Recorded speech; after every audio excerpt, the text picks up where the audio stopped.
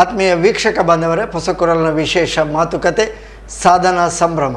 ಅಂದರೆ ನಮ್ಮ ಈ ಪರಿಸರದಲ್ಲಿ ಸಾಧನೆ ಮಾಡಿದವರು ಅದೆಷ್ಟೋ ಮಂದಿ ಬೇರೆ ಬೇರೆ ಕ್ಷೇತ್ರಗಳಲ್ಲಿ ಬೇರೆ ಬೇರೆ ರೀತಿಯ ಸಾಧನೆಗಳನ್ನು ಮಾಡಿದವರಿದ್ದಾರೆ.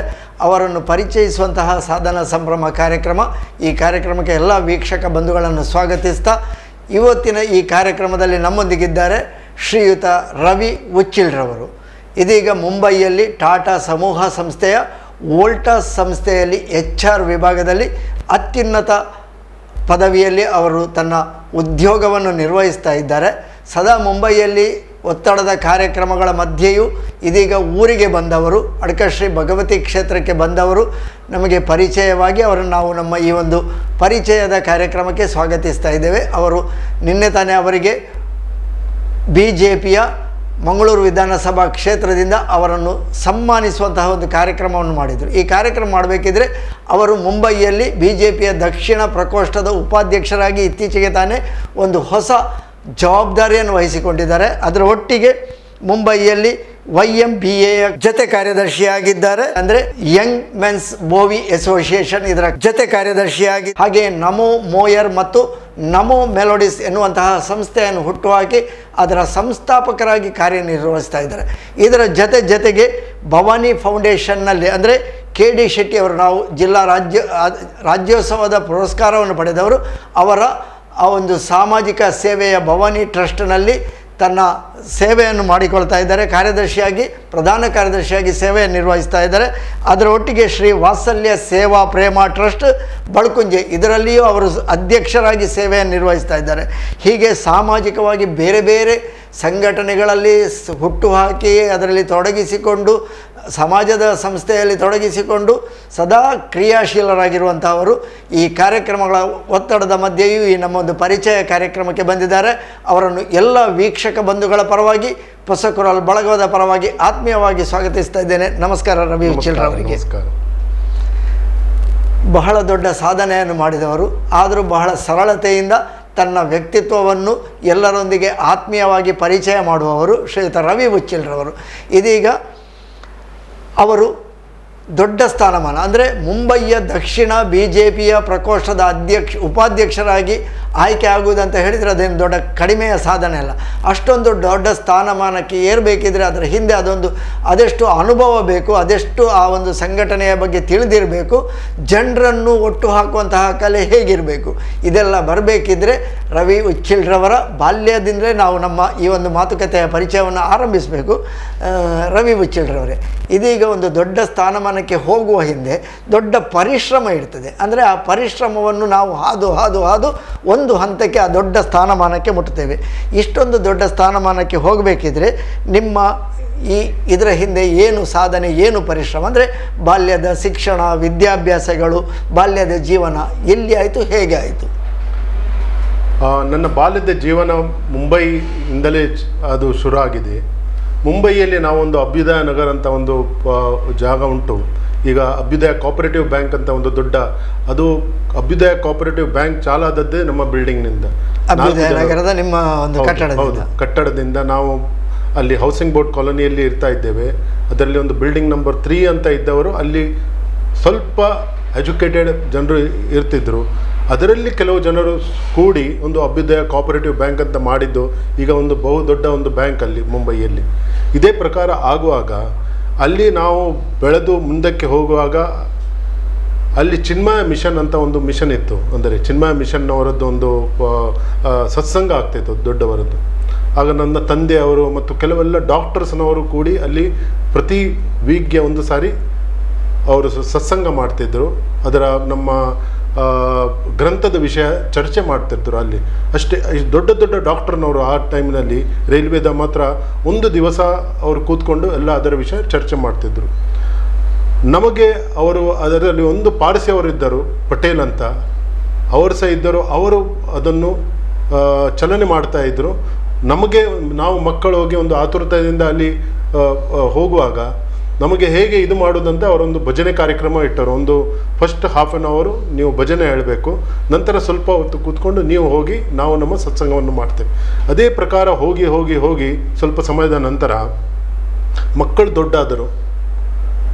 ಎಲ್ಡರ್ಸ್ ಎಲ್ಲ ಒಂದೊಂದು ಬಿಟ್ಟು ಹೋಗುವಾಗ ಈ ಪಟೇಲ್ ಜಿಯವರು ಮತ್ತು ನನ್ನ ತಂದೆ ಅವರು ಅದನ್ನು ನಡೆಸುತ್ತಾ ಅದು ನಮಗೆ ಒಂದು ಬಾಲ್ಯದಿಂದ ನಮಗೆ ಒಂದು ಸ್ಪಿರಿಚುವಲ್ ಬ್ಯಾಕ್ಗ್ರೌಂಡ್, ಒಂದು ಕಲ್ಚರ್, ಒಂದು ವ್ಯಾಲ್ಯೂಸ್, ನಮ್ಮ ಸಂಸ್ಕೃತಿ ಸಂಸ್ಕಾರ ಅಂದರೆ ಏನು, ಗ್ರಂಥ ಅಂದರೆ ಏನು, ಅದರಲ್ಲಿ ಏನು ಬರೆದಿದೆ, ಎಲ್ಲ ಗ್ರಂಥದ ವಿಷಯ. ಅವರು ಪಾರ್ಸಿ ಆದ ಕಾರಣ ಅವರು ಕುರಾನ್ ಸಹ ತಗೊಳ್ತಿದ್ರು, ಕ್ರಿಶ್ಚಿಯಾನಿಟಿಯದ್ದು ಸಹ ಸ್ವಲ್ಪ ತಗೊಳ್ತಿದ್ರು, ಥಿಯಾಸಫಿ ಅಂತ ಒಂದಿತ್ತು ಅದರದ್ದು ತಗೊಳ್ತಿದ್ರು, ಗ್ರೀತ ಸಹ ತಗೊಳ್ತಿದ್ರು.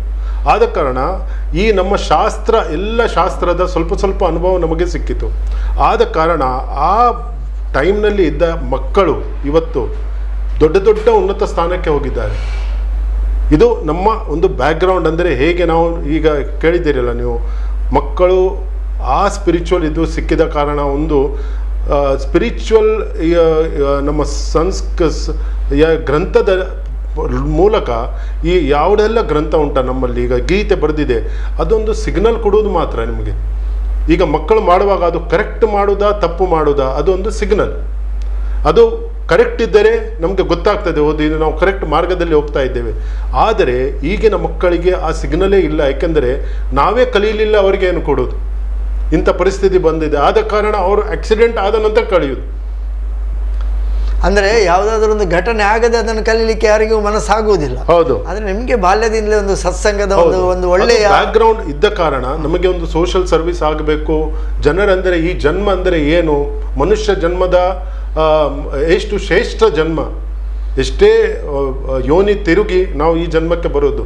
ಆದರೆ ಈ ಜನ್ಮ, ಪವಿತ್ರ ಜನ್ಮವನ್ನು ಹೇಗೆ ಅನ್ನು ಕಳೆಯಬೇಕು ಆ ವಿಷಯ ಗೊತ್ತಿದ್ದ ಕಾರಣ, ನಮಗೆ ಆ ಸಿಗ್ನಲ್ ಸಿಕ್ಕಿದ ಕಾರಣ ಯಾವೇ ಸ್ಥಳಕ್ಕೆ ಹೋದರೂ ಅದೊಂದು ಬ್ಯಾಕ್ಗ್ರೌಂಡ್ನಲ್ಲಿತ್ತು, ನಾವು ಯಾವಕ್ಕೆ ಬಂದಿದ್ದೇವೆ.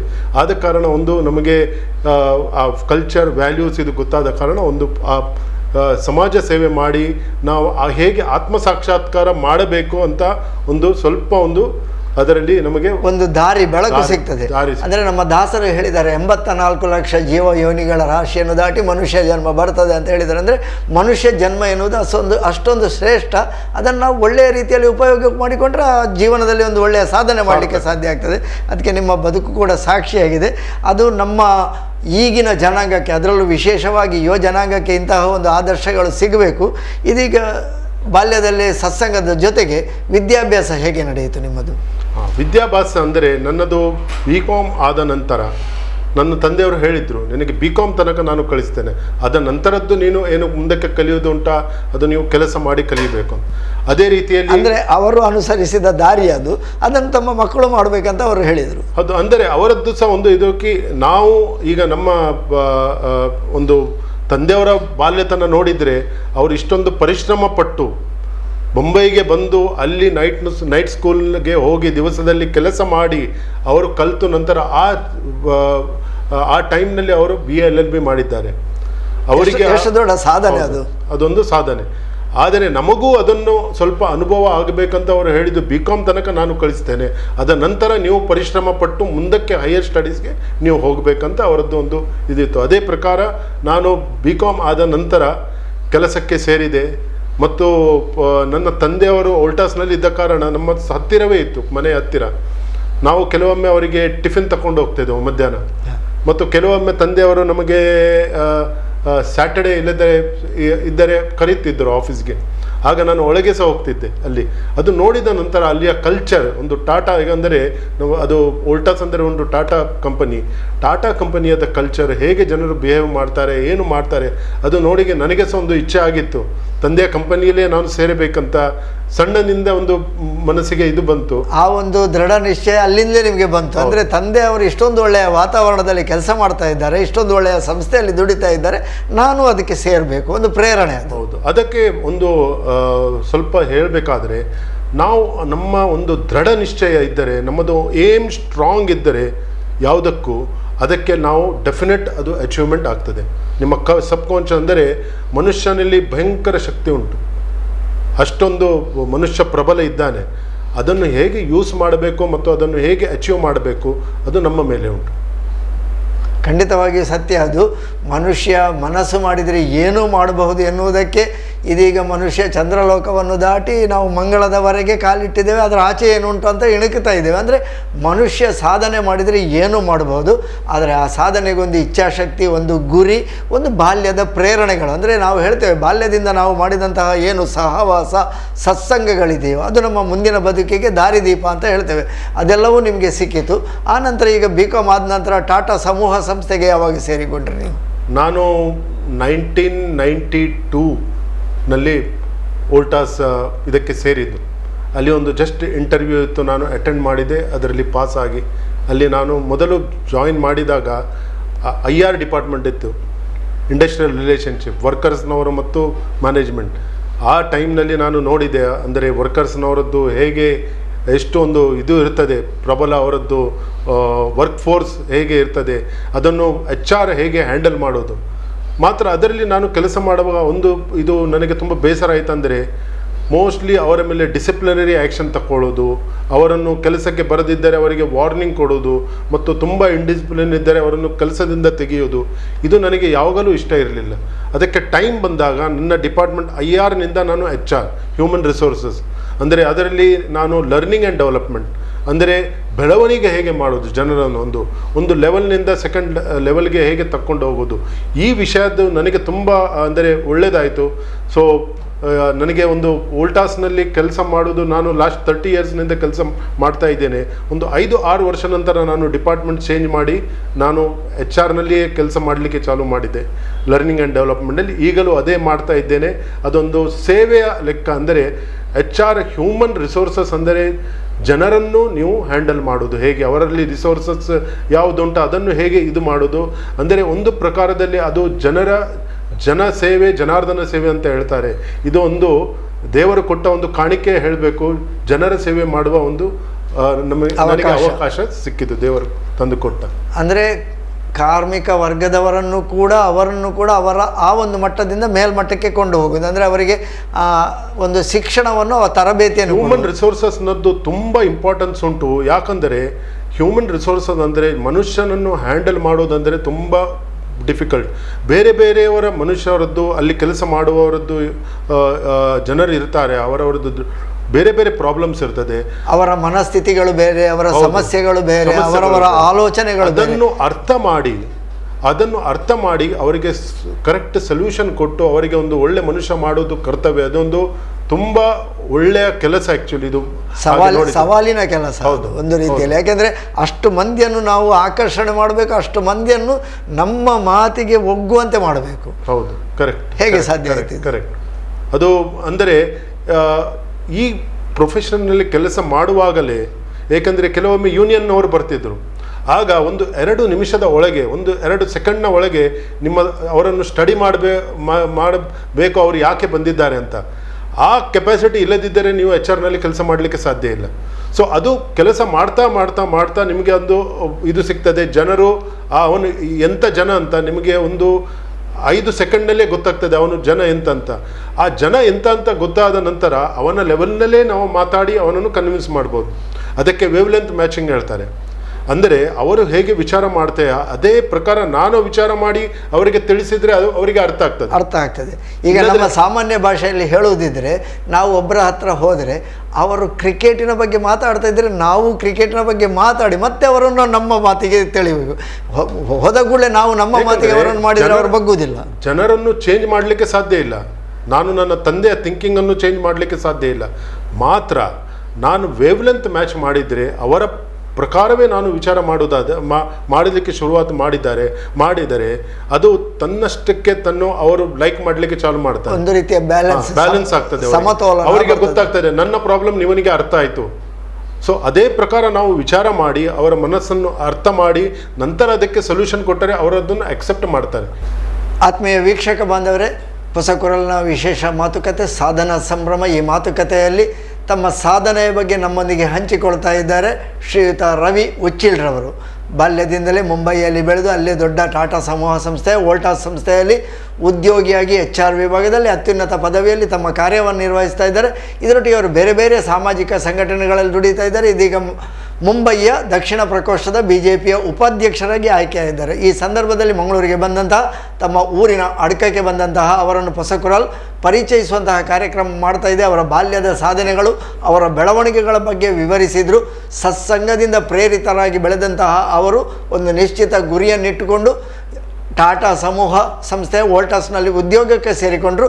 ತಮ್ಮ ತಂದೆಯ ಮೂಲಕ ಆ ಸಂಸ್ಥೆಯನ್ನು ಕಂಡು ಆ ಸಂಸ್ಥೆಗೆ ತಾನು ಸೇರಬೇಕು ಎನ್ನುವಂತಹ ಅವರ ಉದ್ದೇಶ ಈಡೇರಿದೆ. ಇದೀಗ 30 ವರ್ಷಗಳಿಗಿಂತಲೂ ಅಧಿಕ ಕಾಲ ಆ ಸಂಸ್ಥೆಯಲ್ಲಿ ಅವರು ಉದ್ಯೋಗವನ್ನು ನಿರ್ವಹಿಸ್ತಾ ಇದ್ದಾರೆ. ಇದೀಗ ಅವರು ಮಾತನಾಡ್ತಾ ಒಂದು ಹೇಳಿದರು, ಅಂದರೆ ತಮ್ಮ ವೇವ್ ಲೆಂತನ್ನು ಬದಲಾಯಿಸುವುದು, ಅಂದರೆ ನಾವು ಇನ್ನೊಬ್ಬರೊಡನೆ ಸಂವಹನ ಮಾಡುವಾಗ ಅವರೊಡನೆ ವಿನಾಕಾರಣ ವಾದಕ್ಕೆ ಇಳಿಯದೆ, ಅಂದರೆ ವಾದ ವಿವಾದಗಳು ಬೆಳೆಯದೆ, ಅದರಲ್ಲೂ ಅವರು ಕೆಲಸ ಮಾಡುವುದು ಕಾರ್ಮಿಕ ಸಂಘಟನೆಗಳ ಜೊತೆಯಲ್ಲಿ ಕಾರ್ಮಿಕರನ್ನು ನಿಭಾಯಿಸುವುದು 10 ಮಂದಿ 10 ಆಲೋಚನೆಯವರು, ಅಂತಹವರನ್ನು ನಿಭಾಯಿಸುವಂತಹ ಒಂದು ಸವಾಲಿನ ಕೆಲಸ. ಇದೆಲ್ಲ ಮಾಡಬೇಕಿದ್ರೆ ಮನುಷ್ಯನ ಆಲೋಚನೆಗಳನ್ನು ಹೊಂದಿಸಿಕೊಳ್ಳುವುದು, ಅಂದರೆ ವೇವ್ ಲೆಂತ್ ಸರಿ ಮಾಡಿಕೊಳ್ಳುವುದು ಅಂತ ಹೇಳಿದರೆ ಮನುಷ್ಯನ ಆಲೋಚನೆಗಳು, ಎದುರಾಳಿಯ ಆಲೋಚನೆಗಳನ್ನು ತಿಳಿದುಕೊಂಡು ಆ ಆಲೋಚನೆಗೆ ತಕ್ಕದಾಗಿ ತನ್ನ ವರ್ತನೆಯನ್ನು ಬದಲಾಯಿಸಿಕೊಂಡು ಆ ಮೂಲಕ ಎದುರಿನವರನ್ನು ಬದಲಾಯಿಸುವಂತಹ, ಆ ಮೂಲಕ ಎದುರಾಳಿಗಳನ್ನು ತನ್ನವರನ್ನಾಗಿ ಮಾಡಿಕೊಳ್ಳುವಂತಹ ಒಂದು ಸವಾಲಿನ ಚಾಕಚಕ್ಯತೆಯ ಒಂದು ರೀತಿಯಲ್ಲಿ ಸಂಮೋಹನಗೊಳಿಸುವಂತಹ ಕೆಲಸ. ಇದನ್ನು ಹೇಗೆ ಮಾಡಲಿಕ್ಕೆ ಸಾಧ್ಯ ಆಯಿತು? ಹೇಗೆ ಇದಕ್ಕೆ ಒಂದು ನೀವು ವೇವ್ ಲೆಂತನ್ನು ಮ್ಯಾಚ್ ಮಾಡೋದು ಅಂತ ಹೇಳ್ತೀರಿ? ಇದಕ್ಕೊಂದು ಉದಾಹರಣೆ ಏನಾದರೂ ಹೇಳ್ಬೋದು? ಹೌದೌದು, ಒಂದು ಒಳ್ಳೆ ಉದಾಹರಣೆ ಹೇಳ್ತೇನೆ. ನಾನು ಹೇಳುವುದು ಆ್ಯಕ್ಚುಲಿ ಒಂದು ಕ್ರಿಯೇಟ್ ಮಾಡಿ ಹೇಳುವುದಲ್ಲ, ಫ್ಯಾಕ್ಟ್ ಒಂದು ಹೇಳುದು, ಬದುಕಿನಲ್ಲಿ ನಡೆದಂತಹ ನೈಜ ಘಟನೆ ಇದು. ಹೌದು ಹೌದು. ಕೆಲವು ವರ್ಷ ಮುಂಚೆ ಅಂದರೆ ನಮ್ಮ ಡಿಪಾರ್ಟ್ಮೆಂಟ್ನಲ್ಲಿ ಒಂದು ಅರೋಗಂಟ್ ಬಾಸ್ ಇದ್ದರು. ಅವರು ಎಲ್ಲರಿಗೂ ಗೊತ್ತಿತ್ತು ಅವರು ತುಂಬ ಅರೋಗಂಟ್ ಅಂತ, ಮಾತ್ರ ಅವ್ರದ್ದು ಪೋಸ್ಟ್ ಸ್ವಲ್ಪ ಹೈ ಇದ್ದರು. ಸೊ ಅವರು ನನ್ನ ಬಾಸ್ ಆಗಿ ಬಂದರು. ಆಗ ನಮ್ಮದೊಂದು HR ಒಂದು ಟೀಮ್ ಇತ್ತು. ಅವರು ನಗಲಿಕ್ಕೆ ಚಾಲು ಮಾಡಿದರು, ಈ ರವಿಯದ್ದು ಈಗ ತುಂಬ ಮಜಾ ನೋಡುವ ಹೇಗೆ ಅವನು ಹ್ಯಾಂಡಲ್ ಮಾಡ್ತಾನೆ ಅಂತ. ಸೊ ಅವರೊಂದು ಟಿಪಿಕಲಿ ಅರೋಗಂಟ್ ಪರ್ಸನ್ ಇದ್ದ ಕಾರಣ ಮೊದಲು ನಮ್ಮ ಇಬ್ಬರ ಮುಂದೆ ಸಂಘರ್ಷಣೆ ಆಗ್ತಿತ್ತು. ಡೈಲಿ ನಾನು ಅವರ ಕ್ಯಾಬಿನ್ಗೆ ಹೋಗ್ತಿದ್ದೆ, ಅವರು ಏನೇ ಮಾತಾಡ್ತಿದ್ರು ನಾವು ಜಗಳ ಮಾಡಿ ನಾನು ಹೊರಗೆ ಬರ್ತಿದ್ದೆ. ಹೀಗೆ ಆಗ್ತಾ ಒಂದು 2 ತಿಂಗಳಾಯಿತು. ನಾನು ಆಲೋಚನೆ ಮಾಡಿದೆ, ಹೀಗೆ ಆದರೆ ನನ್ನ ಪರಿಸ್ಥಿತಿ, ನನ್ನ ಪರ್ಫಾರ್ಮೆನ್ಸ್ ಮ್ಯಾನೇಜ್ಮೆಂಟ್ ಸಿಸ್ಟಮ್ ಇನ್ಕ್ರಿಮೆಂಟ್ ಸಿಕ್ಕುವಾಗ ಇವರು ಇಡೀ ಅದನ್ನು ಗಡಿಬಿಡಿ ಮಾಡಬಹುದು. ಆದ ಕಾರಣ ನಾನು ಆಲೋಚನೆ ಮಾಡಿದೆ, ಇವರನ್ನು ಹ್ಯಾಂಡಲ್ ಹೇಗೆ ಮಾಡೋದು. ಇನ್ನೊಂದು 3 ತಿಂಗಳು ನಾನು ಅವರನ್ನು ಸ್ಟಡಿ ಮಾಡಲಿಕ್ಕೆ ಚಾಲು ಮಾಡಿದ್ದೆ. ಅದರಲ್ಲಿ ಎಕ್ಸಾಮ್ ಬಂದರೆ, ಈಗ ಮದುವೆ ಆದ ನಂತರ ನಾವು ನಮ್ಮ ಹೆಂಡತಿಯವರು ಯಾರು ಈಗ ಹೊಸ ಮದುವೆ ಆದ ನಂತರ 1 ವರ್ಷ ಅವರು ಸುಮ್ಮನೆ ಕೂತ್ಕೊಳ್ತಾರೆ, ಏನೂ ಮಾತಾಡೋದಿಲ್ಲ. ನಮಗೆ ಅನಿಸ್ತದೆ ಭಾರಿ ಒಳ್ಳೆಯದು, ಅಂದರೆ ಹೆಂಡತಿ ನನ್ನ ತುಂಬ ಅಂದರೆ ಸುಮ್ಮನೆ ಕೂತ್ಕೊಂಡು ಸಮಾಧಾನದಿಂದ ಇದ್ದಾಳೆ, ನಮ್ಮೊಟ್ಟಿಗೆಲ್ಲ ಸರಿಯಾಗಿದೆ ಹೇಳಿಕೊಂಡು. ಅದು ನಮ್ಮ ಪ್ರೊಬೇಷನ್ ಪೀರಿಯಡ್, ಅವಳದ್ದು ಪ್ರೊಬೇಷನ್ ಪೀರಿಯಡ್, ನಮ್ಮದು ಪ್ರೊಬೇಷನ್ ಪೀರಿಯಡ್. ಆ 1 ವರ್ಷದಲ್ಲಿ ಅವಳು ಕಂಪ್ಲೀಟ್ ಮನೆಯ ವಾತಾವರಣ, ಸ್ಪೆಷಲಿ ಗಂಡನ ವಾತಾವರಣ, ಅವನದ್ದು ಮೈಂಡ್ ಸೈಕಾಲಜಿ ಸ್ಟಡಿ ಮಾಡಿ 1 ವರ್ಷದಲ್ಲಿ ಅವಳ ಕೈಯಲ್ಲಿ ಬರ್ತಾರೆ ಅವರು. ಅದೇ ಪ್ರಕಾರ ಎಲ್ಲವೂ ಹೆಂಡತಿಯ ಕೈಯೊಳಗೆ ಆಗ್ತದೆ. ಅದೇ ಪ್ರಕಾರ ನಾನು ಕೂಡ ಅದ ಒಂದು 3 ತಿಂಗಳು ಅವರನ್ನು ಅವರದ್ದು ಸೈಕಾಲಜಿ ಸ್ಟಡಿ ಮಾಡಿ ನಂತರ ಅದಕ್ಕೆ ವೇವ್ ಲೆಂತ್ ಮ್ಯಾಚ್ ಅಂತ ಹೇಳ್ತಾರೆ. ಅವರು ಯಾವ ಪ್ರಕಾರ ವಿಚಾರ ಮಾಡ್ತಾ ಇದ್ದರೋ ಅದೇ ಪ್ರಕಾರ ನಾನು ವಿಚಾರ ಮಾಡಲಿಕ್ಕೆ ಶುರು ಮಾಡಿದೆ. ಯಾವಾಗ ವೇವ್ ಲೆಂತ್ ಮ್ಯಾಚ್ ಆಗ್ತದೆಯಾ ಆವಾಗ ಅವರು ಫ್ರೆಂಡ್ಸ್ ಆಗ್ತಾರೆ ಆಟೋಮೆಟಿಕಲಿ. ಏಕೆಂದರೆ ಅವರು ಏನು ಆಲೋಚನೆ ಮಾಡ್ತಾ ಇದ್ದಾರೆ ಅದೇ ಪ್ರಕಾರ ನಾನು ಆಲೋಚನೆ ಅವರಿಗೆ ಏನು ಬೇಕು ಅದು ನನಗೆ ಗೊತ್ತು, ಅದೇ ಪ್ರಕಾರ ನಾನು ಕೊಡ್ತಾ ಇದ್ದೇನೆ. ಅದಾದ ನಂತರ ನನ್ನ ಕೆಲಸ ಸ್ವಲ್ಪ ಈಸಿ ಆಯಿತು. ನಾನು ಅವರ ಹತ್ರ ಫೈಟ್ ಮಾಡುವ ಕ್ವಶನೇ ಬರಲಿಲ್ಲ, ಅಗತ್ಯವೇ ಬರಲಿಲ್ಲ. ಏನು ಕೆಲಸ ಇದ್ದರೂ ನನಗೆ ಗೊತ್ತುಂಟು ಅವರಿಂದ ಹೇಗೆ ಮಾಡಿಸಿ ತಗೊಳ್ಳೋದು, ಅವರು ಸೈನ್ ಮಾಡಿ ಕೊಡ್ತಿದ್ರು. ನಂತರ ಇದೇ ಪ್ರಕಾರ ಡೈಲಿ ನಾವು ನಮ್ಮದು ಇದು ಆದ ನಂತರ ಫ್ರೆಂಡ್ಸ್ ಆದ ನಂತರ ಅವರು ಬೆಳಿಗ್ಗೆ ಕರಿತಿದ್ದರು, ಈ ಒಳಗೆ ಬಾ ಮಾತಾಡುವ. ನಾವು ಆ ಮನುಷ್ಯ ಇಲ್ಲದ್ರೆ ಯಾರ ಒಟ್ಟಿಗೆ ಮಾತಾಡುವವನಲ್ಲ. ನನಗೆ ಬಂದು ಮತ್ತು ಒಂದು ದಿವಸ ಹೇಳ್ತಾನೆ, ಅವರು ನನ್ನ ಒಬ್ಬನೇ ಮಗ ಇರೋದು, ಮಾತ್ರ ನನ್ನ ಮಗ ನನ್ನ ಹತ್ರ ಕೇಳುವುದೇ ಇಲ್ಲ ರವಿ, ಏನು ಮಾಡೋದು ಅಂತ ನನಗೆ ತಲೆ ಬಿಸಿ ಆಗಿದೆ. ಅದಕ್ಕೆ ನಾನು ಹೇಳಿದೆ, ಸರ್ನವರೇ ನಿಮಗೆ ಒಂದು ಸಣ್ಣ ನಾನು ಇದು ಹೇಳ್ತೇನೆ. ನೀವು ಈಗ 56 ಇಯರ್ಸ್ ಓಲ್ಡ್ ಇದ್ದೀರಿ, ನಿಮ್ಮ ಮಗ 20 ಇಯರ್ಸ್ ಓಲ್ಡ್. ನಾವು you forget that you are 56 years old, think that you are 20 years old. ಅವನ ಒಟ್ಟಿಗೆ ಮಾತಾಡುವಾಗ you behave in that way, ನೋಡಿ ಏನಾದರೂ ಚೇಂಜ್ ಆಗ್ತದೆ ಅಂತ. ಸೊ ಅವರು ಡೈಲಿ ಹೋಗಿ ಅದನ್ನು ಪ್ರಾಕ್ಟೀಸ್ ಮಾಡ್ತಾಯಿದ್ರು. ಒಂದು 10 ದಿವಸ ನಂತರ ಬಂದು, Ravi come inside, let us sit and I want to discuss with. Yes sir, ಕೂತ್ಕೊಳ್ತೇವೆ. ಕೂತ್ಕೊಳ್ಳೋದಂತ ಹೇಳಿದರು. ರವಿ, ನನ್ನ ಮಗ ಕಂಪ್ಲೀಟ್ ಚೇಂಜ್ ಆದ. ಈಗ ನಾವು ಡೈಲಿ ಸಂಜೆ ಹೋದ ನಂತರ ನಾನು ಕಾಫಿ ಕೊಡ್ತೇನೆ, ಒಟ್ಟಿಗೆ ಕೂತ್ಕೊಳ್ತಾರೆ, ಎಲ್ಲ ಅವನದ್ದು ಸ್ಟೋರಿ ಹೇಳ್ತಾನೆ, ಫ್ರೆಂಡ್ಸ್ನದ್ದು, ನನಗೆಲ್ಲ ಇದಾಗಿದೆ, ಇಷ್ಟು ಚೇಂಜ್ ಆಗಿದ್ದಾನೆ ಅವನು. ಆ್ಯಕ್ಚುಲಿ ಅವನು ಚೇಂಜ್ ಆದದ್ದಲ್ಲ, ಇವರೇ ಚೇಂಜ್ ಆದದ್ದು. ಇವರು ವೇವ್ ಲೆಂತ್ ಮ್ಯಾಚ್ ಮಾಡಿದ ಕಾರಣ ಅವರದ್ದು ಲೈಫ್ ಈಸಿ ಆಯಿತು, ಮಗನದ್ದು ಲೈಫ್ ಈಸಿ ಆಯಿತು. ಹೇಳುವ ತಾತ್ಪರ್ಯ ಅಂದರೆ ನಮ್ಮ ಲೈಫ್ ನಾವು ಈಸಿ ಮಾಡಬೇಕಾದರೆ ನಾವು ಒಂದು ಜನರನ್ನು ಚೇಂಜ್ ಮಾಡಲಿಕ್ಕೆ ಸಾಧ್ಯ ಇಲ್ಲ. ಮಾತ್ರ ಅವರದ್ದು ನಮ್ಮನ್ನು ಸ್ವತಃವನ್ನು ನಮ್ಮ ವೇವ್ ಲೆಂತ್ ಚೇಂಜ್ ಮಾಡಿ ಅವರ ಪ್ರಕಾರವೇ ಬಿಹೇವ್ ಮಾಡಿದರೆ they will also start liking that person. So that is the secret of, ಅದೊಂದು ಸೀಕ್ರೆಟ್ ನಾನು ಎಲ್ಲರಿಗೂ ಹೇಳ್ತೇನೆ. HR ಇದ್ದ ಕಾರಣ ಯಾರ ಒಟ್ಟಿಗೂ ನೀವು ಇದು ಮಾಡೋದಾದರೆ ಅವರನ್ನು ಚೇಂಜ್ ಮಾಡಲಿಕ್ಕೆ ಹೋಗಬೇಡಿ, ಅದು ತುಂಬ ಕಷ್ಟ. ನಮ್ಮ ತಂದೆಯವರನ್ನೇ ನಾವು ಚೇಂಜ್ ಮಾಡಲಿಕ್ಕೆ ಸ್ವಭಾವವನ್ನು ಸಾಧ್ಯ ಇಲ್ಲ, ನಾವು ಬೇರೆಯವರನ್ನು ಏನು ಚೇಂಜ್ ಮಾಡಲಿಕ್ಕೆ ಸಾಧ್ಯ. ಮಾತ್ರ ನಮ್ಮನ್ನು ಚೇಂಜ್ ಮಾಡುವ ಕೆಪಾಸಿಟಿ ನಮ್ಮಲ್ಲಿ ಉಂಟು. ಅದನ್ನು ನಾವು ಮಾಡಿದರೆ, ಅಡ್ಜಸ್ಟ್ಮೆಂಟ್ ಮಾಡಿದರೆ ಎಲ್ಲರದ್ದು life will be very easier. ಗಂಡ ಹೆಂಡತಿ, ಯಾವ ವರ್ಕರ್ ಬಾಸ್, ಸಬಾರ್ಡಿನೇಟ್ ಬಾಸ್, ನಾವು ನಮ್ಮ ಸೋಷಿಯಲ್ ಲೈಫ್ನಲ್ಲಿ ಎಲ್ಲರೊಟ್ಟಿಗೆ ಒಳ್ಳೆಯದರಲ್ಲಿ ಇರ್ಬೋದು. ಇದು ಎಲ್ಲರಿಗೂ ಅನ್ವಯಿಸುವಂತಹ ಮಾತು. ನಾವೆಲ್ಲ ನಮ್ಮ ವಾದವನ್ನೇ ಸರಿ ಅಂತ ಮಂಡಿಸಿಕೊಂಡು ಹೋದರೆ ಆ ವಾದಕ್ಕೆ ಕೊನೆ ಇರುವುದಿಲ್ಲ, ಅಲ್ಲಿ ಯಾರು ಸೋಲೊಪ್ಪಿಕೊಳ್ಳಿಕ್ಕೆ ತಯಾರಿರುವುದಿಲ್ಲ. ಆದರೆ ಯಾವಾಗ ನಾವು ಎದುರವರನ್ನು ಕೂಡ ನಮ್ಮ ಹಾಗೆಯೇ ಪರಿಗಣಿಸ್ತೇವೆ, ಅವರ ಆಲೋಚನೆಗಳಿಗೆ ನಮ್ಮ ಆಲೋಚನೆಗಳನ್ನು ಹೊಂದಿಸಿಕೊಳ್ತೇವೆ, ಅಲ್ಲಿ ಸರಿಯಾದಂಥ ಒಂದು ಹೊಂದಾಣಿಕೆ ಬರ್ತದೆ. ನಮ್ಮ ಜೀವನದ ದೊಡ್ಡ ಯಶಸ್ಸಿನ ಸೂತ್ರವೊಂದನ್ನು ರವಿ ಉಚ್ಚಿಲ್ರವರು ಹೇಳಿದ್ದಾರೆ. ಇದನ್ನು ನಾವು ತಂದೆ ಮಕ್ಕಳಾಗಲಿ, ಕಚೇರಿಯ ಸಿಬ್ಬಂದಿಗಳಾಗಲಿ ಅಥವಾ ಅವರ ಬಾಸ್ಗಳಾಗಲಿ ಎಲ್ಲರೂ ಇದನ್ನು ನೋಡಿಕೊಂಡ್ರೆ ಅವರವರ ಕೆಲಸಗಳು ಬಹಳ ಸುಲಭವಾಗ್ತದೆ ಅಂತ ಹೇಳಿಕೊಳ್ಳುತ್ತಾ, ಇದೀಗ ನೀವು ಇಷ್ಟೊಂದು ಉನ್ನತ ಸ್ಥಾನಮಾನದಲ್ಲಿ ಇದ್ದರೂ ಕೂಡ ಸಾಮಾಜಿಕ ಸೇವಾ ಸಂಘಟನೆಗಳಲ್ಲಿ ತುಂಬ ಕೆಲಸ ಮಾಡ್ತಾ ಇದ್ದೀರಿ. ಇದು ಹೇಳಿದ ಹಾಗೆ YMBAಯಲ್ಲಿ ಕಾರ್ಯದರ್ಶಿಯಾಗಿದ್ದೀರಿ, ನಮೋ ಮೋಯರ್ ಮತ್ತು ನಮೋ ಮೆಲೋಡಿಸ್ ಸಂಸ್ಥೆಯನ್ನು ಹುಟ್ಟುಹಾಕಿ ಅದರ ಸಂಸ್ಥಾಪಕರಾಗಿದ್ದೀರಿ. ಅದರೊಟ್ಟಿಗೆ ಭವಾನಿ ಸೇವಾ ಟ್ರಸ್ಟ್ ಇದೆ, ಶ್ರೀ ವಾತ್ಸಲ್ಯ ಸೇವಾ ಪ್ರೇಮ ಟ್ರಸ್ಟ್ ಇದೆ. ಇದರಲ್ಲೆಲ್ಲ ನೀವು ಕೆಲಸ ಮಾಡ್ತಾ ಇದ್ದೀರಿ. ಇದಕ್ಕೆಲ್ಲ ಹೇಗೆ ನಿಮಗೆ ಸಾಧ್ಯ ಆಯಿತು? ಹೌದು, ಇದೊಂದು ಒಳ್ಳೆ ಕ್ವಶನ್. ನನಗೆ ಕೆಲವು ಜನರು ಕೇಳಿದರು, ನೀವು ಇಷ್ಟೆಲ್ಲ ಕೆಲಸ ನಿಮ್ಮ 24 ಅವರ್ಸ್ನಲ್ಲಿ ನೀವು ಮಾಡುವುದಾದರೂ ಹೇಗೆ ಇಷ್ಟನ್ನು? ಆದರೆ ನಮ್ಮ ಮನುಷ್ಯ ಜಾತಿ ಅಂದರೆ ಅದರಲ್ಲಿ ಟ್ರೆಮೆಂಡಸ್ ಒಂದು ಮನುಷ್ಯ ಜನ್ಮ ಅಂದರೆ ಸಣ್ಣ ಜನ್ಮ ಅಲ್ಲ, ಅದು ನಿಮ್ಮಲ್ಲಿ ಟ್ರೆಮೆಂಡಸ್ ಪವರ್ ಉಂಟು. ಆ ಪವರನ್ನು ಹೇಗೆ ಎಲ್ಲಿ ಯೂಸ್ ಮಾಡಬೇಕು, ಎಷ್ಟು ಯೂಸ್ ಮಾಡಬೇಕು, ಅದು ನಿಮ್ಮ ಮೇಲೆ ಉಂಟು. ನಿಮ್ಮಲ್ಲಿ ಈಗ ಹಾರ್ಡ್ ವರ್ಕಿಂಗ್ ಕನ್ಸೆಪ್ಟ್ ಹೋಗಿ ಸ್ಮಾರ್ಟ್ ವರ್ಕಿಂಗ್ ಬಂದಿದೆ. ಈಗ ಮೊದಲು 8 ಗಂಟೆಯಲ್ಲಿ ಕೆಲಸ ಮಾಡುವ, ಈಗ 1 ಮಿನಿಟ್ನಲ್ಲಿ ನಾವು ಮೊಬೈಲ್ನಲ್ಲಿ ಮಾಡೋದಿಲ್ವಾ, ಮಾಡಿ ಮುಗಿಸಲಿಕ್ಕೆ. ಸೊ ಸ್ಮಾರ್ಟ್ ವರ್ಕಿಂಗ್ ನೀವು ಕೆಲಸ ಮಾಡಿದರೆ ಎಷ್ಟೇ ಅದನ್ನು ಕೆಲಸ ಹೇಗೆ ಮಾಡಿಸಿ ತಗೊಳ್ಬೇಕು ಅಂತ ನಿಮಗೆ ಚಾತುರ್ಯ ಇದ್ದರೆ, ನೀವು ಎಷ್ಟೇ ಇನ್ಸ್ಟಿಟ್ಯೂಷನ್ನಲ್ಲಿ ಎಷ್ಟೇ ಅಧ್ಯಕ್ಷರಾಗಿ ನಿಮ್ಮ ವೇವ್ ಲೆಂತ್ ಮ್ಯಾಚ್ ಮಾಡಿ ಕೆಲಸ ಮಾಡಿದರೆ ನೀವು ಕೆಲಸ ಮಾಡುವ ಅಗತ್ಯ ಇಲ್ಲ, ಅವರು ಕೆಲಸ ನಿಮ್ಮದು ಮಾಡ್ತಾರೆ. ಮಾತ್ರ ಅವರನ್ನು ಆ ರೀತಿಯಲ್ಲಿ ನೀವು ಇಡಬೇಕು. ಆಗ ಅದು ಒಂದು ಲೀಡರ್ಶಿಪ್ ಕ್ವಾಲಿಟಿ. ಈ ಲೀಡರ್ಶಿಪ್ ಕ್ವಾಲಿಟಿ ಎಲ್ಲರಲ್ಲಿ ಇದ್ದರೆ ಉಂಟಲ್ಲ, ಅದು ನೀವು ಎಷ್ಟೇ ಸಂಸ್ಥೆಯಲ್ಲಿ ಯಾವ ಜಾಗದಲ್ಲಿಯೂ ನೀವು ಕೆಲಸ ಮಾಡ್ಬೋದು. ಅಂದರೆ ನಮ್ಮ ಸಂಘಟನೆಗಳಲ್ಲಿ ಇರುವವರನ್ನೆಲ್ಲ ಕೆಲಸಕ್ಕೆ ತೊಡಗಿಸಿಕೊಳ್ಳುವ ಹಾಗೆ ಮಾಡುವವನೇ ನಿಜವಾದ ನಾಯಕ. ಅಂತಹ ಒಂದು ಗುಣಲಕ್ಷಣಗಳು ಬೇಕು. ಹಾಗಾದರೆ ಎಲ್ಲವೂ ಸುಲಭ ಆಗ್ತದೆ ಅಂತ ಹೇಳಿಕೊಳ್ಳಿಕ್ಕೆ. ಇದೀಗ ಸಮಾಜಮುಖಿ ಚಟುವಟಿಕೆಗಳಲ್ಲಿ ಈ ನಮೋ ಮೋಯರ್ ನಮೋ ಮೆಲೋಡಿಸ್ ಅಂತ ಹೇಳುವಾಗ ನಿಮ್ಮದೊಂದು ಗಾಯನದ ಒಂದು ಭಾವಚಿತ್ರ ನೋಡಿದೆ ನಾನು. ನೀವು ಗಾಯಕರು? ಹೌದು, ನಾನು ಸಿಂಗ್ ಮಾಡ್ತೇನೆ. ಮತ್ತು ನೋಡಿ, ಈಗ ಅಗೇನ್ ನಾನೊಂದು ಅದು ಎಲ್ಲ ಪ್ಯಾರೆಂಟ್ಸ್ನವರಿಗೆ ಹೇಳಿದ್ದು ಅಂದರೆ, ಪ್ರತಿ ಮನುಷ್ಯನಲ್ಲಿ ಒಂದು ಜನ್ಮತಃ ಒಂದು ಗುಣ ಇರ್ತದೆ. ಅವನು ಬರುವಾಗ ಜನ್ಮದಿಂದ ಬಂದ ಒಂದು ಗುಣವನ್ನು ಅವನು ತಗೊಂಡು ಬರ್ತಾನೆ. ಅದನ್ನು ಐಡೆಂಟಿಫೈ ಮಾಡುವ ಜವಾಬ್ದಾರಿ ತಂದೆ ತಾಯಿಯವರದ್ದು. ಫಾರ್ ಎಕ್ಸಾಂಪಲ್, ನಮ್ಮ ಇಲ್ಲಿ ಅಜಿಂಕ್ಯ ರಹಾಣೆ ಕ್ರಿಕೆಟ್ ಪ್ಲೇಯರ್ ಇದ್ದಾನೆ. ಅವನು ನಮ್ಮ ಬಿಲ್ಡಿಂಗ್ನಲ್ಲಿ ಇದ್ದ ಹುಡುಗ. ಈಗ ಅದೇ ಕ್ರಿಕೆಟ್ನಲ್ಲಿ ನಮ್ಮ ಬಿಲ್ಡಿಂಗ್ನಲ್ಲಿ ಅಂದರೆ ಮಿಡಲ್ ಕ್ಲಾಸ್, ನಾನು ಒಂದು ಮಿಡಲ್ ಕ್ಲಾಸ್ ಜನಾಂಗದಿಂದ ಬರುವ ಇದು ನಮ್ಮ ಬಿಲ್ಡಿಂಗ್ ಸಹ ಹಾಗೆ. ಅವರ ತಂದೆ ತಾಯಿ ಸಹ, ಅವರ ಅಜಿಂಕ್ಯ ರಹಾಣೆಯ ತಾಯಿ ಹೌಸ್ ವೈಫ್ ಅವರು, ಮತ್ತು ಅವರ ತಂದೆ ಆ ಟೈಮ್ನಲ್ಲಿ ಒಂದು BHTಯಲ್ಲಿ ಅವರು ಕೆಲಸ ಎಂಜಿನಿಯರ್ ಮಾತ್ರ, ಸಿವಿಲ್ ಎಂಜಿನಿಯರ್ ಅವರು ಕೆಲಸ ಮಾಡ್ತಾಯಿದ್ರು. ಮಾತ್ರ ಮಗನ ಕ್ವಾಲಿಟಿಯನ್ನು ನೋಡಿ ಅಷ್ಟೇ ಸಮಯವನ್ನು ಕೊಟ್ಟು ಅವನಿಗೆ ಅದೆಲ್ಲ ತರಬೇತಿ ಕೊಟ್ಟು ಇದಕ್ಕೆ ತಂದು ಅವರನ್ನು ನಿಲ್ಲಿಸಿದ್ದು ಅವರ ತಂದೆ.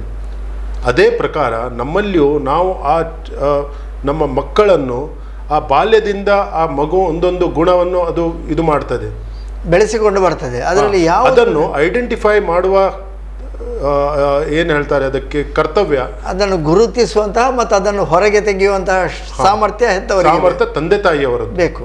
ಅದನ್ನು ಮಾಡಬೇಕಿತ್ತು. ನಮ್ಮ ತಂದೆ ಸ್ವಲ್ಪ ಬ್ಯುಸಿ ಇದ್ದ ಕಾರಣ ನನ್ನಲ್ಲಿ ಇರುವ ಗಾಯನ ಇದನ್ನು ಅವರಿಗೆ ಐಡೆಂಟಿಫೈ ಮಾಡಲಿಕ್ಕೆ ಆಗಲಿಲ್ಲ. ಆದ ಕಾರಣ ಗಾಯನ ಕಲೀಲಿಕ್ಕೆ ಆಗಲಿಲ್ಲ. ಆದರೆ ಅದು ನನ್ನದು ಇನ್ಬಾರ್ನ್ ಕ್ವಾಲಿಟಿ. ಎಲ್ಲೆಲ್ಲಿ ಆದರೂ ಸಣ್ಣದಿರುವಾಗ ಭಜನೆಯ ಪ್ರೇರಣೆ ಒಂದು ಖಂಡಿತವಾಗಿ ಅದಕ್ಕೆ ಒಂದು ಪ್ರೋತ್ಸಾಹ ಡೆಫಿನೆಟ್ಲಿ ಅದೊಂದು ಉಂಟು. ಆದ ಕಾರಣ ಭಜನೆ ನಾವು ಇದು ಮಾಡಿ ನಮ್ಮ ಗಂಟಲು ಅದು ಇದು ಆಗಿ ಏನು ಅದಕ್ಕೆ ಅದು ಭಜನೆ ಹಾಡಲಿಕ್ಕೆ ಸಂಗೀತ ಹಾಡಲಿಕ್ಕೆ ಬೇಕಾದಂತಹ ಸ್ವರವನ್ನು ಹೊಂದಿಸಿ ಅದಕ್ಕೆ ಒಂದು ಬಂದು ಒಂದು ಲೆವೆಲ್ಗೆ ಆ ಲಯಬದ್ಧತೆ ಸಿಗ್ತದೆ ಭಜನೆಯಲ್ಲಿ. ನಮೋ ಮೊಯರ್ ಟೀಮ್ನಲ್ಲಿ ನಾವು ಹಾಗೆ ಮಾಡಿದ್ದು. ಅಂದರೆ ಅದೊಂದು ನಮ್ಮ ಟ್ಯಾಲೆಂಟ್ ಅಡಗಿದ್ದ ನಮ್ಮ ಕಮ್ಯುನಿಟಿಯದ್ದು ಇದನ್ನು ಮೆಲೋಡಿಯಸ್ನಲ್ಲಿ ಇದು ಮಾಡಿ ನಾವು ಅದನ್ನು ಹೊರಗೆ ತೆಗೆದು ಅವರಿಗೆ ನೀವು ಪ್ರೇರಣೆ ಕೊಡ್ತೀರಿ, ಉತ್ತೇಜನ ಕೊಡ್ತೀರಿ ಅಂತಹ ನಾವು ಟ್ಯಾಲೆಂಟ್ ಮೊದಲು ಅವರಿಗೆ ಒಂದು ಪ್ಲಾಟ್ಫಾರ್ಮ್ ಕೊಟ್ಟದ್ದು. ಏಕೆಂದರೆ ಪ್ಲಾಟ್ಫಾರ್ಮ್ ಜನರಿಗೆ ಮಕ್ಕಳಿಗೆ ಪ್ಲಾಟ್ಫಾರ್ಮೇ ಇಲ್ಲ ಅದು ಮಾಡಲಿಕ್ಕೆ. ಪ್ಲಾಟ್ಫಾರ್ಮ್ ಕೊಟ್ಟ ನಂತರವೇ ಅವರು ಬರುವುದಲ್ಲ ಹಿಂದಕ್ಕೆ. ಒಂದು ಒಳ್ಳೆ ವೇದಿಕೆ ಸಿಕ್ಕಿದ್ರೆ ಅವರ ಪ್ರತಿಭೆ ಬಳಕೆಗೆ ವೇದಿಕೆಯನ್ನು ಕೊಡುವ ಖಾಲಿ ಕೆಲಸ ನಾವು ಮಾಡಿದ್ದು. ಅದು ಹೇಗೆ ಕೊರೋನಾ ಟೈಮ್ನಲ್ಲೇ ನಾವು ಮಾಡಿದ್ದು. ಕೊರೋನಾದ ಟೈಮ್ನಲ್ಲಿ ನಮ್ಮ ಜನಾಂಗದ ಎಷ್ಟೆಲ್ಲ ಮಕ್ಕಳು ಎಷ್ಟೆಲ್ಲ ಜನರು ಇದ್ದಾರೆ, ಅವರು ವರ್ಲ್ಡ್ನಲ್ಲಿ ಎಲ್ಲೆಲ್ಲಿ ಇದ್ದಾರೆ ಅಂದರೆ ನಮ್ಮಲ್ಲಿ ನಮಗೆ ಗೊತ್ತಾಯಿತು. UK ಯಲ್ಲಿ ಸಹ ನಮ್ಮ ಮೋಯರ್ ಸಮಾಜ ಅಂದರೆ ಬೋವಿ ಸಮಾಜ ಉಂಟು, US ನಲ್ಲಿ ಸಹ ಉಂಟು, ಕೆನಡಾದಲ್ಲಿ ಸಹ ಉಂಟು, ಆಸ್ಟ್ರೇಲಿಯಾದಲ್ಲಿ ಸಹ ಉಂಟು, ಮತ್ತು UK ಯಲ್ಲಿ ಸಹ ಉಂಟು, UAE ಯಲ್ಲಿ ಸಹ ಉಂಟು. ಎಲ್ಲ ಕಡೆಯಲ್ಲಿ ಹರಡಿದಂಥ, ಏಕೆಂದರೆ ಅದೊಂದು ನಾವು ಪ್ಲ್ಯಾಟ್ಫಾರ್ಮ್ ಆನ್ಲೈನ್ ಪ್ಲ್ಯಾಟ್ಫಾರ್ಮ್ ಇದ್ದ ಕಾರಣ ಎಲ್ಲಿಂದ ಮಕ್ಕಳು ಆ ಟೈಮ್ನಲ್ಲಿ ಸ್ವಲ್ಪ ಫ್ರೀ ಟೈಮ್ ಇತ್ತು ಎಲ್ಲರಿಗೂ. ಎಲ್ಲರೂ ಅಂದರೆ ಅದೊಂದು ಪ್ರತಿಭೆಯನ್ನು ಗುರುತಿಸುವ ಆ ಒಂದು ಅವಕಾಶ ನಮಗೆ ಸಿಕ್ಕಿತು.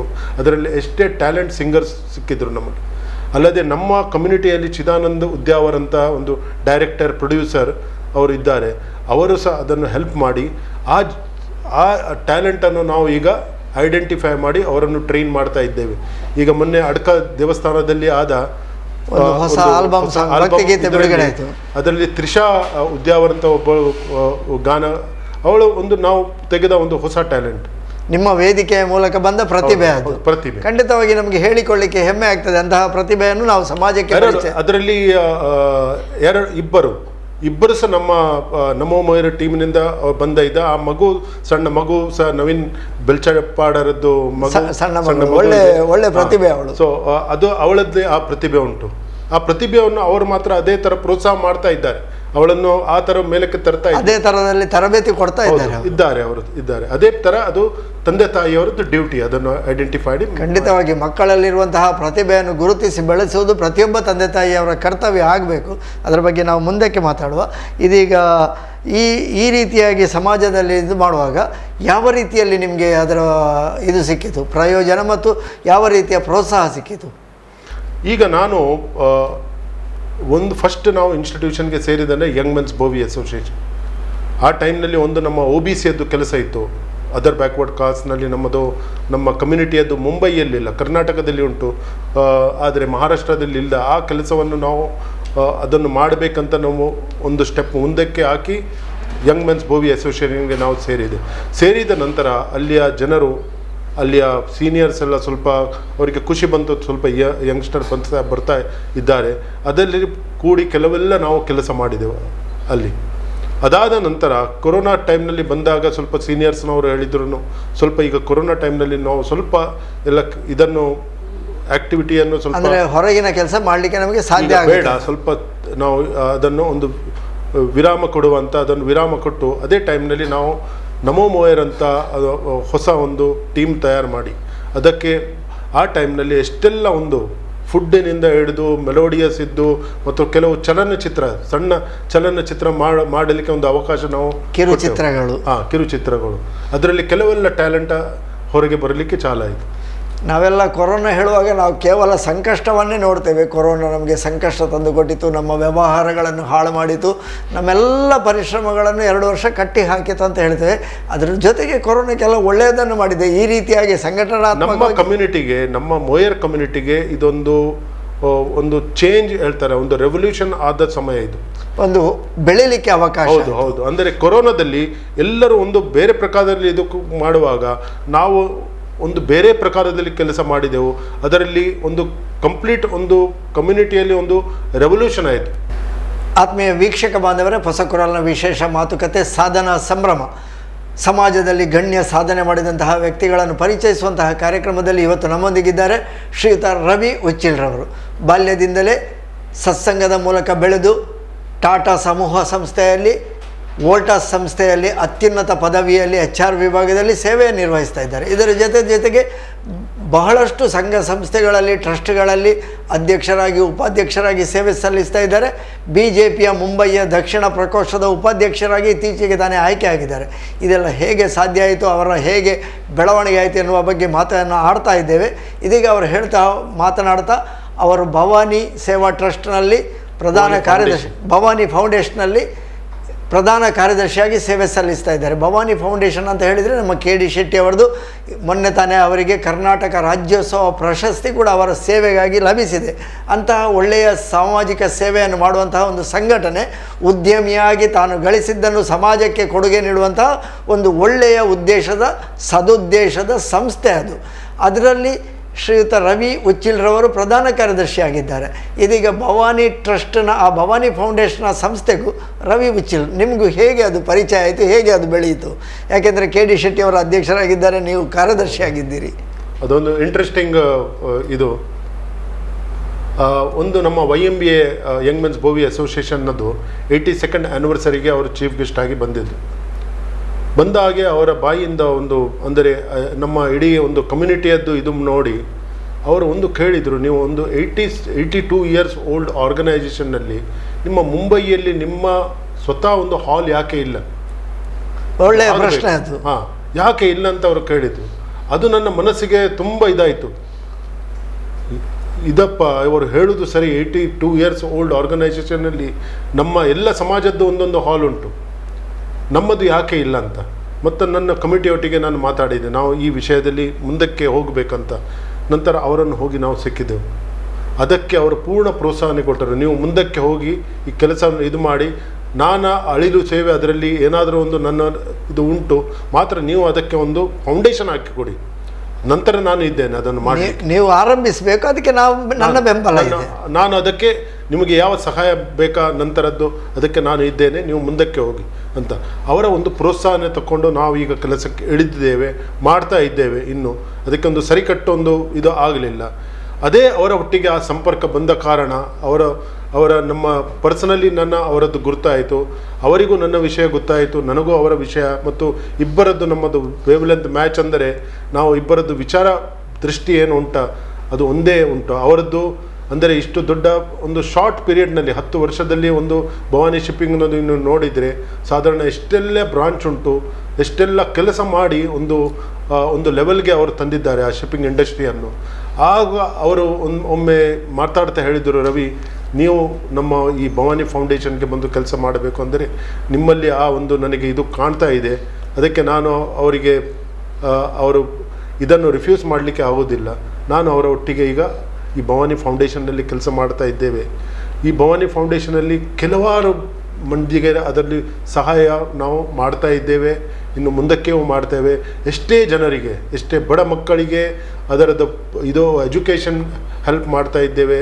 ಮತ್ತು ಕೆಲವು ಜನರು ಯಾರೋ ತೀರಿ ಹೋದ್ದಾರೆ, ಅವರ ಗಂಡ, ಅವರಿಗೆ ಒಂದು ಪೆನ್ಷನ್ ಲೆಕ್ಕದಲ್ಲಿ ನಾವು ಒಂದು 5,000 ಕೊಡ್ತಾ ಇದ್ದೇವೆ. ಟಿಲ್ ಐದರ್ ದೇ ವರ್ಕ್ ಅವರ ಮಕ್ಕಳು ಒಂದು ವ್ಯವಸ್ಥೆಗೆ ಬರುವವರೆಗೆ ಅವರಿಗೆ ಪ್ರತಿ ತಿಂಗಳಿನಲ್ಲಿ 5,000 ಪೆನ್ಷನ್ಸ್ ಕೊಡ್ತಾ ಇದೆ. ಇಂಥ ಎಲ್ಲ ಮಹಾನ್ ಕಾರ್ಯ ಆ ಭವಾನಿ ಫೌಂಡೇಶನ್ ಥ್ರೂ ನಡೀತಾ ಉಂಟು. ಅದಕ್ಕೆ ನನಗೆ ಅಲ್ಲಿ ಕೆಲಸ ಮಾಡಲಿಕ್ಕೆ ಸ್ವಲ್ಪ ಇಂಟ್ರೆಸ್ಟಿಂಗ್. ಯಾಕಂದರೆ ಕೆಲವೊಮ್ಮೆ ನಾವು ಹೇಳ್ತೇವೆ, ಶೆಟ್ರೆ ಇದಕ್ಕೆ ಹಣ ಇಲ್ಲ, ಆವಾಗ ಹೇಳ್ತಾರೆ ನೀವು ಹಣದ ವಿಷಯ ಚಿಂತೆ ಮಾಡಬೇಡಿ, ಅವರಿಗೆ ಹೆಲ್ಪ್ ಮಾಡಲಿಕ್ಕೆ ಇದ್ದರೆ ನಾನಿದ್ದೇನೆ, ನಾನು ಕೊಡ್ತೇನೆ, ನೀವು ಮುಂದಕ್ಕೆ ಹೋಗಿ. ಇಂಥ ಬೆಂಬಲ ಹಿಂದೆ ಇದ್ದ ಕಾರಣ ಅವರೊಂದು ಅಂದರೆ ಒಂದು ಫೌಂಡೇಶನ್ ಲೆಕ್ಕ ಒಂದು ನಮಗೆ ಒಂದು ಗಟ್ಟಿಯಾಗಿ ಆಧಾರ ಸ್ತಂಭದಾಗಿ ಇದ್ದ ಕಾರಣ ಕೆಲಸ ಮಾಡಲಿಕ್ಕೆ ತುಂಬ ಖುಷಿ ಆಗ್ತದೆ. ಯಾವಾಗಲೂ ಅಷ್ಟೇ, ನಮಗೊಂದು ಗಟ್ಟಿಯಾದ ಬಲ ಇದೆ, ಬೆಂಬಲ ಇದೆ ಅಂತ ಹೇಳುವಾಗ ಮುಂದಕ್ಕೆ ಕೆಲಸ ಮಾಡಿಕೊಂಡು ಹೋಗಲಿಕ್ಕೆ ಸುಲಭ ಆಗ್ತದೆ. ಅದರಲ್ಲೂ ನೀವು ಹೇಳಿದ ಹಾಗೆ ನಿಮ್ಮ ವೇವ್ ಲೆಂತ್ ಅಂದರೆ ಸಮಾನ ಮನಸ್ಕರು ನೀವು, ಅವರಿಗೂ ಸಾಮಾಜಿಕ ಸೇವೆ ಮಾಡುವಂತಹ ಹಂಬಲ, ನೀವು ಅದರಲ್ಲಿ ತೊಡಗಿಸಿಕೊಂಡಿದ್ದೀರಿ. ಇಬ್ಬರು ಒಟ್ಟಾಗಿ ಭವಾನಿ ಫೌಂಡೇಶನ್ ಇದೀಗ ಒಂದು ಒಳ್ಳೆಯ ಸಾಮಾಜಿಕ ಸೇವಾ ಸಂಘಟನೆಯಾಗಿ ಗುರುತಿಸಿಕೊಂಡಿದೆ. ಅದರ ಪ್ರತಿಫಲವಾಗಿ ಅವರಿಗೆ ರಾಜ್ಯೋತ್ಸವ ಪುರಸ್ಕಾರವು ಕರ್ನಾಟಕ ರಾಜ್ಯದಿಂದ ಸಿಕ್ಕಿದೆ. ಖಂಡಿತವಾಗಿ ಇಂತಹ ಕೆಲಸಗಳು, ಸೇವಾ ಯೋಜನೆಗಳು ಭವಾನಿ ಫೌಂಡೇಶನ್ನ ಮೂಲಕ ಸಮಾಜಕ್ಕೆ ನಿರಂತರವಾಗಿ ಬರಲಿ. ಅವರಿಂದಲೂ KD ಶೆಟ್ಟಿ ಅವರಿಂದಲೂ ಬರಲಿ, ನಿಮ್ಮಿಂದಲೂ ಅದಕ್ಕೆ ಒಟ್ಟಿಗಾಗಿ ಕೆಲಸಗಳಾಗಲಿ ಅಂತ ಹೇಳಿ. ಅದೇ ಪ್ರಕಾರ ನಮ್ಮ ಶ್ರೀ ವಾತ್ಸಲ್ಯ ಪ್ರೇಮ ಅದನ್ನು ಕೆಳಗೆ ಬಳ್ಕುಂಜೆಗೂ ಮುಂಬೈಗೂ ಹೇಗೆ ಸಂಬಂಧ ಆಯಿತು? ಅದರಲ್ಲಿ ನೀವು ಅಧ್ಯಕ್ಷರಾಗಿದ್ದೀರಿ. ಹೌದು, ಬಳ್ಕುಂಜೆಯಲ್ಲಿ ಅದರ ನಮ್ಮ ಟ್ರಸ್ಟಿಯಲ್ಲಿ ನಾನು ಒಂದು ಅದರಲ್ಲಿ ಟ್ರಸ್ಟಿ ಸರ್. ಅಲ್ಲಿ ಒಂದು ರಮೇಶ್ ಕುಲಾಲ್ ಅಂತ ಒಬ್ಬರಿದ್ದಾರೆ. ಅವರಿಗೆ ಒಂದು ಏನೇ ಒಂದು ಮನಸ್ಸಿಗೆ ಬಂತು, ಅವರದ್ದು ಒಂದು 2.5 ಎಕರೆ ಜಮೀನನ್ನು ನಮಗೆ ಕೊಟ್ಟು ಬಿಟ್ಟರು ಟ್ರಸ್ಟಿಗೆ. ಇಲ್ಲಿ ನನಗೆ ಒಂದು ವೃದ್ಧಾಶ್ರಮ ಮತ್ತು ಅನಾಥಾಶ್ರಮ ಕಟ್ಟುವ ಮನಸ್ಸು ಬಂದಿದೆ ಅಂತ. ಅದರಲ್ಲಿ ಬಹಳ ಒಳ್ಳೆಯ ಯೋಜನೆ, ಬಹಳ ದೊಡ್ಡ ಯೋಜನೆ. ಅದರಲ್ಲಿ ನಾನು ಸಹ ಆಲೋಚನೆ ಮಾಡಿದ್ರಲ್ಲಿ ಹೇಗೆ ಮಾಡಬೇಕು ಅಂತ, ವೃದ್ಧಾಶ್ರಮ ಮತ್ತು ಅನಾಥಾಶ್ರಮ ಅವರ ಮನಸ್ಸಿಗೆ ಹೇಗೆ ಬಂದಂತ ನಾವು ಆಲೋಚನೆ ಮಾಡಲಿಕ್ಕೆ ಚಾಲು. ಹಾಗಾದರೆ ಸ್ವಲ್ಪ ಆಲೋಚನೆ ಮಾಡಿದ ನಂತರ ಅದರ ಸೊಲ್ಯೂಷನ್ಸ್ ನನಗೆ ಸಿಕ್ಕಿತು. ಏಕೆಂದರೆ ವೃದ್ಧಾಶ್ರಮ ನಾನು ಮುಂಬೈಯಲ್ಲೇ ಎಷ್ಟೇ ನೋಡಿದ್ದೇನೆ. ಆ ಒಳಗಿದ ಹೋದ ನಂತರ ಅಲ್ಲಿಯ ವಾತಾವರಣ ಇಷ್ಟು ಗಂಭೀರ ಇರ್ತದೆ, ಅವರು ಚಿಂತೆಯಲ್ಲಿ ಇರ್ತಾರೆ. ಹಾಗಾದರೆ ವೃದ್ಧಾಶ್ರಮ ಒಂದು ಸೈಡ್ನಲ್ಲಿ ವೃದ್ಧಾಶ್ರಮ, ಒಂದು ಸೈಡ್ನಲ್ಲಿ ಅನಾಥಾಶ್ರಮ ಇದ್ದರೆ, ಅನಾಥಾಶ್ರಮ ಮಕ್ಕಳಿಗೆ, ಈಗ ಒಂದು ಮನೆಯಲ್ಲಿ ಮಕ್ಕಳಿದ್ದರೆ ತಂದೆ ತಾಯಿಯರಪೇಕ್ಷೆ ಹೆಚ್ಚು ಅವರೇ ಇರುವುದು ಅಜ್ಜ ಒಟ್ಟಿಗೆ, ಅವರಿಗೆ ಸಂಸ್ಕಾರ ಸಿಕ್ಕುವುದು ಅಜ್ಜ ಅವರಿಂದ. ಅದೇ ಪ್ರಕಾರ ಆ ಮಕ್ಕಳಿಗೆ ಅವರಿಗೆ ಒಂದು ಆಧಾರ, ಅವರಿಗೆ ಒಂದು ಸಂಸ್ಕಾರ ಕೊಡ್ತಾರೆ. ಅದೇ ಪ್ರಕಾರ ಮನೆಯಲ್ಲಿ ಮಕ್ಕಳಿದ್ದರೆ ಆ ಕಂಪ್ಲೀಟ್ ಒಂದು ವಾತಾವರಣ ಚೇಂಜ್ ಆಗ್ತದೆ. ಮಕ್ಕಳಿರಲ್ಲವ್ವ ಮನೆ ತುಂಬ ಅಂತ ನಮ್ಮ ಹಿರಿಯರು ಹೇಳಿದ್ದಾರೆ. ಅಂದರೆ ಆ ಮಕ್ಕಳಿದ್ರೆ ಅದೇ ಒಂದು ದೊಡ್ಡ ಸಂಪತ್ತು ಅದು. ಸೊ ಒಂದು ಕಡೆಯಲ್ಲಿ ಅನಾಥಾಶ್ರಮ, ಇನ್ನೊಂದು ಕಡೆಯಲ್ಲಿ ನಾವು ವೃದ್ಧಾಶ್ರಮ ಮಾಡಿ ಮಧ್ಯದಲ್ಲಿ ಮಂದಿರ ಅಂದರೆ ಸಂಜೆ ಎಲ್ಲರೂ ಹೋಗಿ ಕಂಪಲ್ಸರಿ ಅಲ್ಲಿ ಕೂತ್ಕೊಂಡು ಭಜನೆ ಮಾಡಲೇಬೇಕು. ನಾನು ನನ್ನ ಇದು ಸಣ್ಣದಿಂದ ನಾನು ಹೇಗೆ ಇದಾಗಿದ್ದೇನೆ ಅದು ನನಗೆ ನೆನಪು ಬಂತು. ಚಿನ್ಮಯ ಮಿಷನ್ ಸಿಕ್ಕಿದಂತಹ ಸತ್ಸಂಗದ ಪ್ರೇರಣೆ ಅದು. ಆ ಸತ್ಸಂಗ ಮಕ್ಕಳಿಗೆ ಸಣ್ಣದಿಂದ ಸಿಕ್ಕಬೇಕು. ಅದೇ ಪ್ರಕಾರ ಈ ವೃದ್ಧರಿಗೆ ಭಜನ ಕೀರ್ತನೆ ಮಾಡಿ ಅವರು ಮಲಗಿದರೆ ಅವರಿಗೆ ರಾತ್ರಿ ಯಾವ ಟೆನ್ಷನು ಇಲ್ಲ, ಒಳ್ಳೆ ಇದರಲ್ಲಿ ಮಲಗ್ತಾರೆ. ನಾವು ಅನಾಥಾಶ್ರಮದಲ್ಲಿದ್ದೇವೆ, ವೃದ್ಧಾಶ್ರಮದಲ್ಲಿದ್ದೇವೆ ಎನ್ನುವಂತಹ ಭಾವನೆಯೇ ಬರದ ಹಾಗೆ ಅವರನ್ನಲ್ಲಿ ಒಂದು ವಾತಾವರಣ ಕಲ್ಪಿಸುವುದು. ಕರೆಕ್ಟ್. ನೀವು ಹೇಳಿದಾಗೆ ಹೋಗಿ ಆಲೋಚನೆಯಲ್ಲಿ ಬಿದ್ದುಕೊಳ್ಳುವುದು, ಯಾರೂ ಇಲ್ಲ ನಮಗೆ ಅಂತ ಹೇಳಿಕೊಂಡು ದುಗುಡ ಪಡುವುದು, ಅದೆಲ್ಲ ಇಲ್ಲ. ಒಂದು ನಿರ್ಮಲ ವಾತಾವರಣ. ಅದಲ್ಲದೆ ಅಲ್ಲಿ ನಿಮಗೆ ಏನು ಇದು ಏನದಕ್ಕೆ ವೆಜಿಟೇಬಲ್ ಗ್ರೋ ಮಾಡಲಿಕ್ಕೆ ಉಂಟಾ, ಗಾರ್ಡನಿಂಗ್ ಮಾಡಬೇಕಾದ ಮಾಡಿ, ಯಾರಿಗೆ ಅಡಿಗೆ ಮಾಡಲಿಕ್ಕೆ ಉಂಟಾ ಮಾಡಿ, ಅದನ್ನು ಆವಾಗ ಅವರು ಬ್ಯುಸಿ ಇರ್ತಾರೆ. ಎಲ್ಲರೂ ಬ್ಯುಸಿ ಇದ್ದು ಅವರೇ ಅಲ್ಲಿ ತರಕಾರಿ ಮಾಡಿ ಅದೇ ತರಕಾರಿಯನ್ನು ಹೋಗಿ ಇದು ಮಾಡುವಾಗ ಅಲ್ಲಿ ಅಟ್ಮಾಸ್ಫಿಯರ್ ಕಂಪ್ಲೀಟ್ ಒಂದು ಚೇಂಜ್ ಆಗಿ, ನನ್ನ ಪ್ರಕಾರ ಈ ಅನಾಶ್ರಮ ಮತ್ತು ವೃದ್ಧಾಶ್ರಮ ಒಂದು ಸ್ವರ್ಗದ ಲೆಕ್ಕ ಅಲ್ಲಿ ಇರಬೇಕು.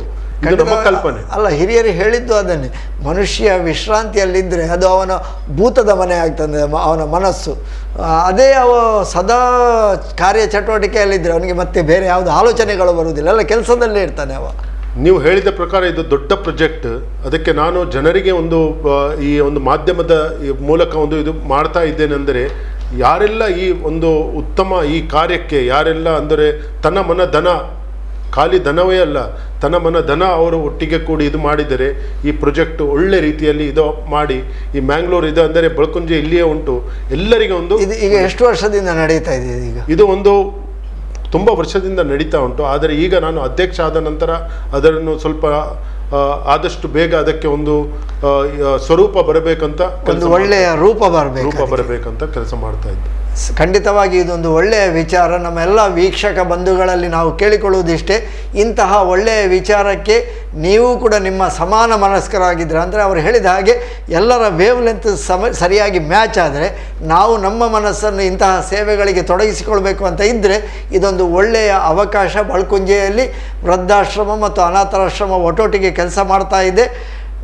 ಶ್ರೀ ವಾತ್ಸಲ್ಯ ಸೇವಾ ಪ್ರೇಮ ಟ್ರಸ್ಟ್ ಇದರ ಅಧ್ಯಕ್ಷರಾಗಿ ರವಿ ಉಚ್ಚಿಲ್ರವರು ನಮ್ಮೊಂದಿಗಿದ್ದಾರೆ.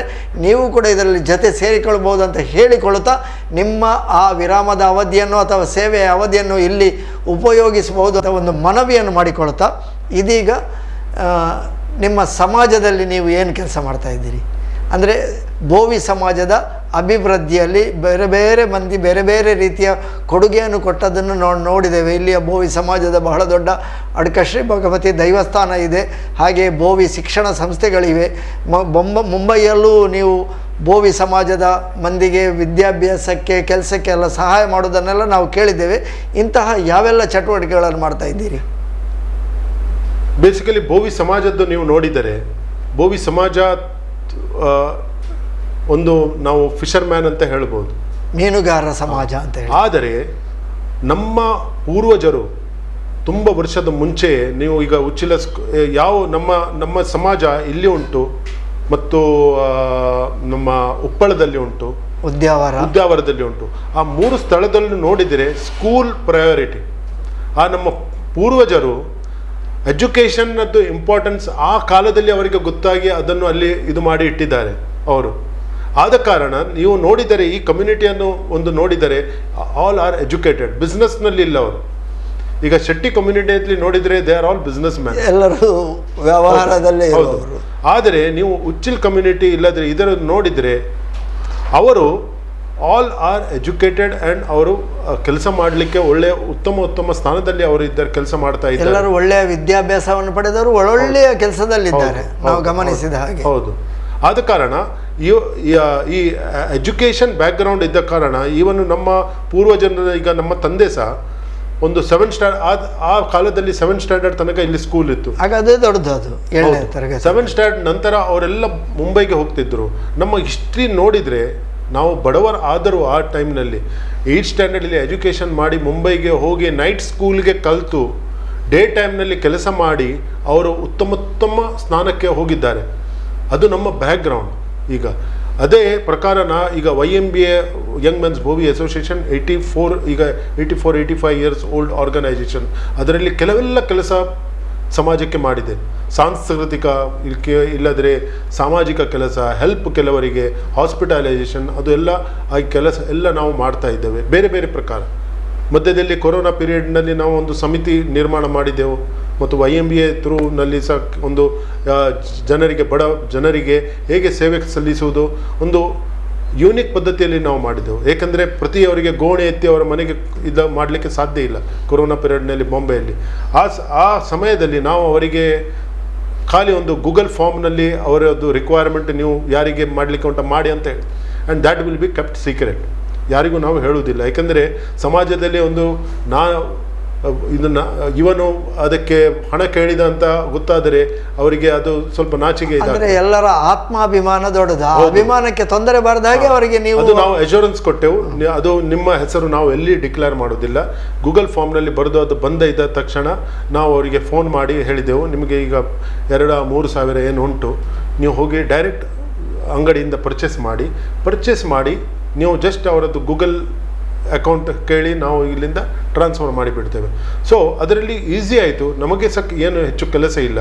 ಮತ್ತು 3,000ದಲ್ಲಿ ಅವರದ್ದು ಯಾವುದು ರಿಕ್ವೈರ್ಮೆಂಟ್ ಉಂಟಾ ಅವರೇ ತಗೊಳ್ಳಿ. ಎಸೆನ್ಷಿಯಲ್, ಲಕ್ಸುರಿಯಸ್ ಅಲ್ಲ, ಎಸೆನ್ಷಿಯಲ್ಸ್. ಅವರಿಗೆ ಅಗತ್ಯದ ಸಾಮಾನು, ಅವರಿಗೆ ಅಗತ್ಯದ್ದು ಸಾಮಾನು ಯಾವುದು ಉಂಟಾ ಅದನ್ನು ಅವರು ತಗೊಂಡ್ರು.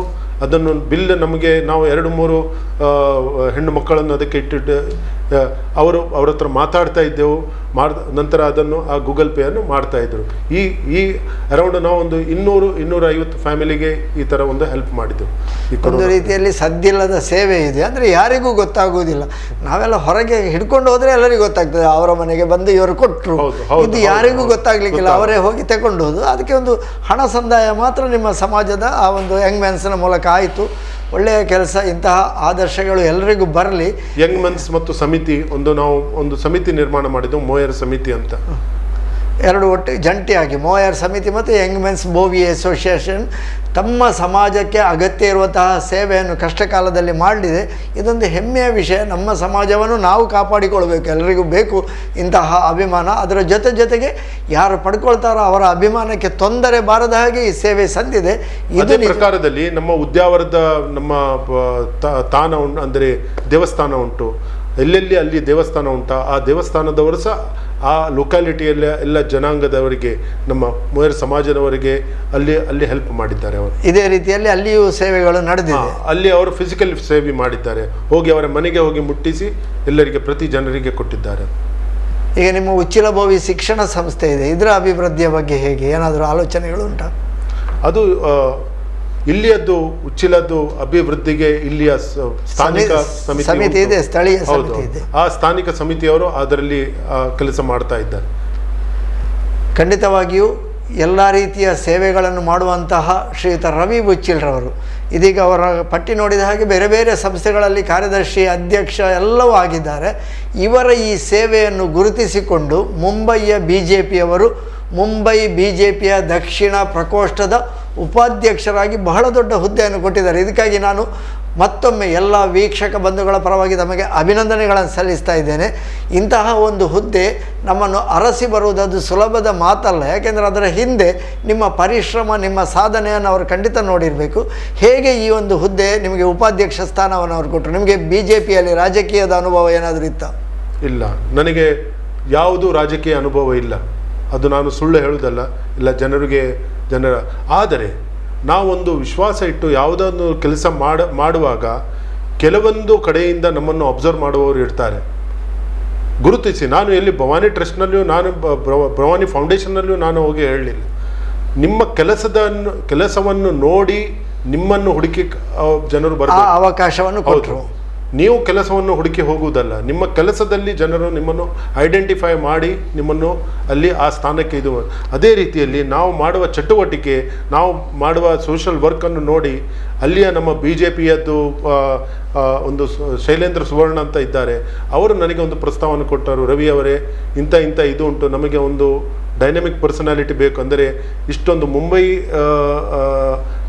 ಇದು ನಗರದಲ್ಲಿ ಅದೊಂದು ಕೆಲಸ ಸುಲಭದ್ದಲ್ಲ, ಅದಕ್ಕೆ ಅಂಥದ್ದೇ ಚಾಣಕ್ಯ ಬುದ್ಧಿಯವರು ಅಲ್ಲಿ ಇದ್ದರೆ ಅದು ಆಗ್ಬೋದು, ನೀವು ನಮ್ಮ ಇದಕ್ಕೆ ವೈಸ್ ಪ್ರೆಸಿಡೆಂಟ್ ಆಗಿ ಸೇರ್ತಾರೆ ಅಂತ.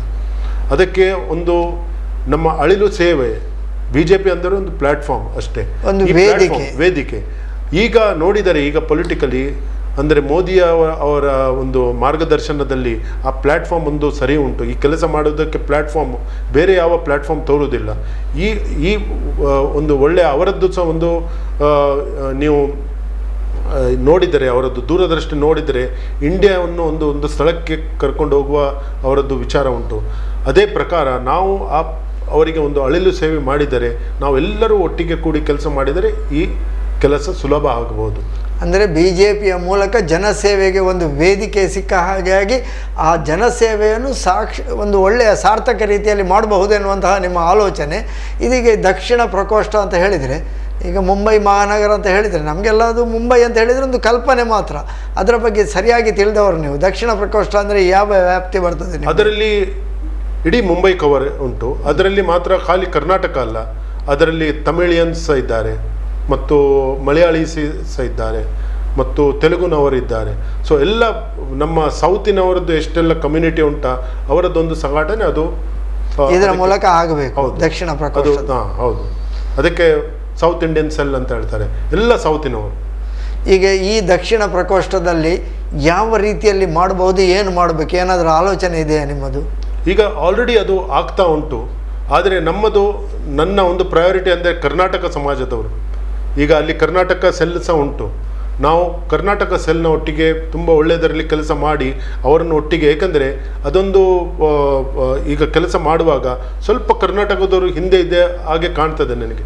ನಮ್ಮ ಸೌತ್ ಇಂಡಿಯನ್ ಸೆಲ್ನಲ್ಲಿ ಅವರನ್ನು ಆ್ಯಕ್ಟಿವೇಟ್ ಮಾಡಬೇಕಂತ ಈಗ ನಾವು ಸೌತ್ ಇಂಡಿಯನ್ನ ಶೈಲೇಂದ್ರ ಸುವರ್ಣ ಅವರು ನಮ್ಮವರೇ ಸೆಕ್ರೆಟರಿ ಅಲ್ಲಿ. ಅದು ನಾವು ಇಬ್ಬರು ಕೂಡಿ ಆ ವಿಷಯದಲ್ಲಿ ನಮ್ಮ ಕರ್ನಾಟಕ ಸೆಲ್ಲಿನ ಒಟ್ಟಿಗೆ ಕೆಲಸ ಮಾಡಿ ಕರ್ನಾಟಕವರನ್ನು ಹೇಗೆ ಮುಂದಕ್ಕೆ ತರಬೇಕಂತ ಆ ವಿಷಯದಲ್ಲಿ ನಾವು ಕೆಲಸ ಮಾಡ್ತಾ ಇದ್ದೇವೆ. ಮತ್ತು BJPಯಲ್ಲಿ ಈಗ ಕೆಲಸ ಮಾಡುವಾಗ ಸಣ್ಣ ಸಣ್ಣ ಪುಟ್ಟ ಅಂದರೆ ಸಂಘಟನೆ ಉಂಟು ಅಲ್ಲಿ ಇಲ್ಲಿ ಬೇರೆ ಬೇರೆ ರೀತಿಯ, ಆ ಭಿನ್ನಾಭಿಪ್ರಾಯ ಬರಲೇಬಾರದು. ಈ ಮ್ಯಾಂಗ್ಳೂರಿಗೆ ಬಂದಾಗ ನನಗೆ ಸ್ವಲ್ಪ ಒಂದು ತೋರಿತು ಭಿನ್ನಾಭಿಪ್ರಾಯ. ಅದನ್ನು ಈಗ ನಾವು ಆದಷ್ಟು, ನಾನು ಹೋಗುವ ಮೊದಲು ನಾಳೆ ಒಂದು ಮೀಟಿಂಗ್ ಮಾಡಿ ಅದನ್ನು ಆದಷ್ಟು, ಅಂದರೆ ನಮ್ಮ ಎಲ್ಲರದ್ದು, ನಮ್ಮ ಹಿಂದೂ ಧರ್ಮ ಆ್ಯಕ್ಚುಲಿ ಅಲ್ಲ, ನಮ್ಮದು ಸನಾತನ ಧರ್ಮ. ಸನಾತನ ಧರ್ಮ ಅಂದರೆ ಅದರಲ್ಲಿ ಹಿಂದೂ, ಮುಸ್ಲಿಂ, ಕ್ರಿಶ್ಚಿಯನ್ ಎಲ್ಲರೂ ಬಂದರು. ಅದರಲ್ಲಿ ಎಲ್ಲವೂ ವ್ಯಾಪ್ತಿಗೆ ಎಲ್ಲ ವ್ಯಾಪ್ತಿಗೆ ಬಂತು. ನಮ್ಮ ಗ್ರಂಥದಲ್ಲಿ ನೀವು ಓದಿದರೆ ಅದೆಲ್ಲ ಕವರ್ ಉಂಟು ಆ್ಯಕ್ಚುಲಿ. ಸೊ ನಾವು ಈಗ ಸರ್ವೇ ಭವಂತು ಸುಖಿನ ಅಂತ ಹೇಳ್ತೇವೆ.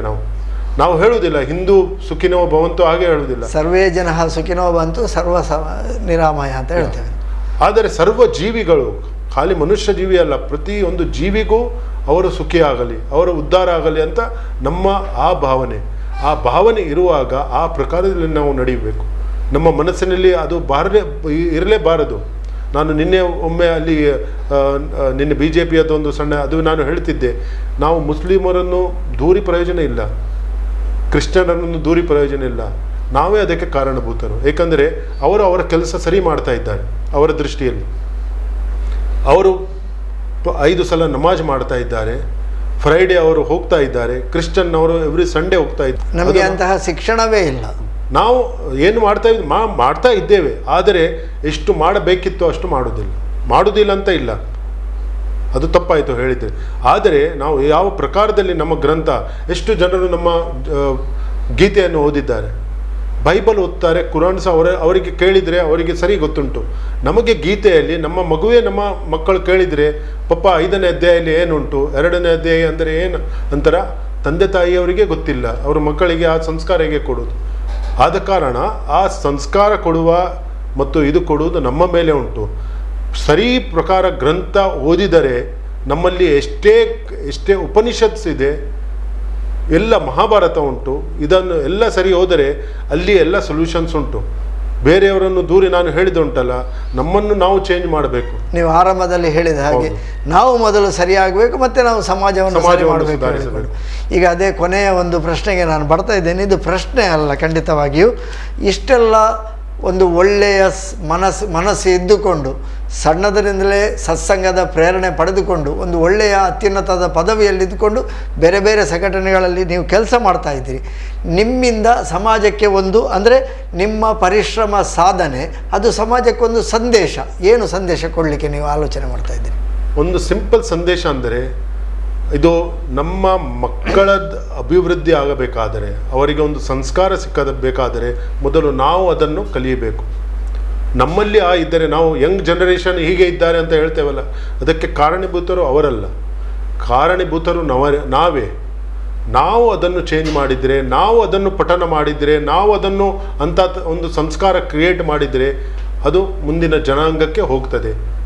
ಅದೇ ಪ್ರಕಾರ ನಮ್ಮ ಮಕ್ಕಳು ಅಂದರೆ ವಿವೇಕಾನಂದರು ಹೇಳಿದ್ದಾರೆ, ನನಗೆ 10 ಇಲ್ಲದ್ರೆ ಒಂದು 50 ಜನ ಸಿಕ್ಕಿದರೆ ಸಾಕು, ಇಡೀ ನಾನು ವರ್ಲ್ಡನ್ನು ಚೇಂಜ್ ಮಾಡ್ತೇನೆ, ಎಲ್ಲವನ್ನು ಬದಲಾಯಿಸ್ತೇನೆ ಅಂತ ಹೇಳಿದ್ದಾರೆ.